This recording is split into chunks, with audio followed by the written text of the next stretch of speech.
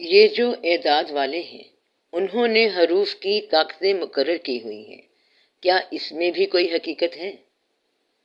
یہ جو علم ہے یہ علم غلط نہیں ہے، اس کا استعمال بہت سارے لوگ غلط کرتے ہیں، ورنہ یہ اس کی میتھمیٹیکل فارم ہے، ایک مکمل واقعہ ہے اس علم کا۔ علم کو غلط نہ کہو، یہ ریویلڈ علوم میں سے ہے، نجوم بھی ریویلڈ علوم میں سے ہے۔ بعض اوقات صرف مشاہدہ ہوتا ہے، مثلا آپ نے ایک بندہ دیکھا اور اسے کہہ دیا کہ آپ کو کیا تکلیف ہے۔ اب یہاں نہ عدد کام آیا، نہ ہاتھ اس نے دیکھا، نہ ایسٹرالوجی کا وقت پہچانا، نہ ذائچہ بنایا۔ یہ علم بھی عطا ہوتا ہے۔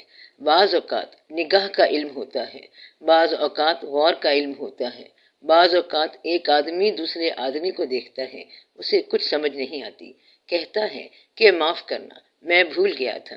بات دراصل یہ ہے کہ یہ اللہ تعالیٰ کے کام ہیں۔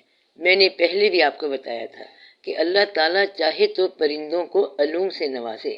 پرندے کئی دفعہ بات کرتے ہیں، مثلا ہدہد نے کمال کر دی، بڑی بات کر دی، اور اللہ نے بعض اوقات چھوٹی چھوٹی چیزوں کو بھی صفات سے نواز دیا۔ بھیڑ کو اور شہد کی مکھی کو دیکھو، اس نے اپنا کام کرنا ہے، اس نے اپنا کام کرنا ہے۔ اللہ تعالیٰ نے کہا ہے کہ اس کو میں نے الہام عطا کر دیا ہے، یعنی شہد کی مکھی کو الہام ہو گیا کہ اندر فیکٹری لگا دو۔ اس نے کیا کام کیا؟ شہد بنا دیا۔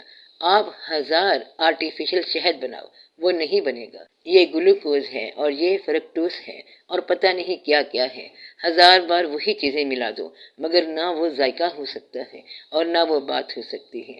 اللہ تعالیٰ نے ایک فیکٹری لگا دی ہے اور ایک ان پڑھ گائے ہے۔ غور کرو کہ گھاس کو دودھ بنانا کتنا بڑا کارنامہ ہے، اور پھر دودھ کا پاکیزہ رہنا۔ خون اور گوبر کے درمیان ایک نہر جاری ہے۔ اللہ تعالیٰ نے کہا ہے کہ غور کرو تو تمہیں سمجھ آ جائے کہ بات ہے کیا۔ اتنا بڑا واقعہ ہو رہا ہے کہ گھاس کھاتی جا رہی ہے اور دودھ دیتی جا رہی ہے، جو اس کی اپنی اولاد کے لیے بھی کافی ہے اور تمہاری اولادوں کے لیے بھی کافی ہے۔ ان باتوں پہ غور کرو کہ یہ کیا واقعات ہو رہے ہیں۔